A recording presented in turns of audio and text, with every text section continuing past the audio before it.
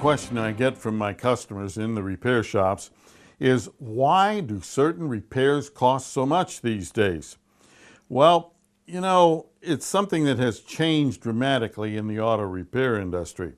You see, back in the day, what we used to have was we could replace parts of things.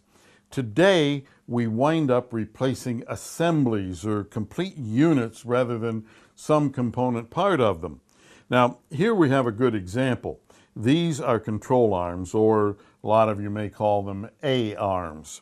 These are from the front suspension of the vehicle, and they allow the wheel to go up and down and turn and do all of that at one time. Well, here on this one, and you'll notice it's not that old because the paint isn't even dirty on it, but here we have a worn out ball joint. Hear that clicking? All right, completely worn out. Now, back in the day, what we used to be able to do was to order a new ball joint, and then we would press it into the control arm. Today, you typically can't do that. What you have to do is you buy this entire assembly. Here we get the ball joint, the control arm, the attachment pieces and attachment bolts and all of that.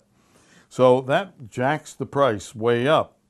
So what you're looking at today is that you often have to buy a lot of parts, and you're going to replace a lot of things that are good just to get the one part that's bad. Like this one, this whole control arm is good. There's nothing wrong with it at all, except the ball joint is bad. But you have to buy the whole thing just to get the ball joint. This holds true on things like alternators and fuel pumps and all sorts of things. Because today you don't just buy the pump itself in a fuel pump, you buy what's called a capsule that includes the fuel gauge and all these other things that are inside the tank.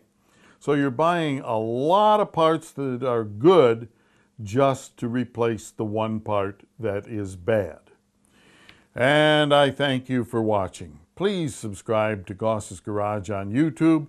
Follow us on Facebook, and for more car tips, tricks, and money-saving ideas, visit goss-garage.com. Drive gently. See you next time, right here in Goss's Garage.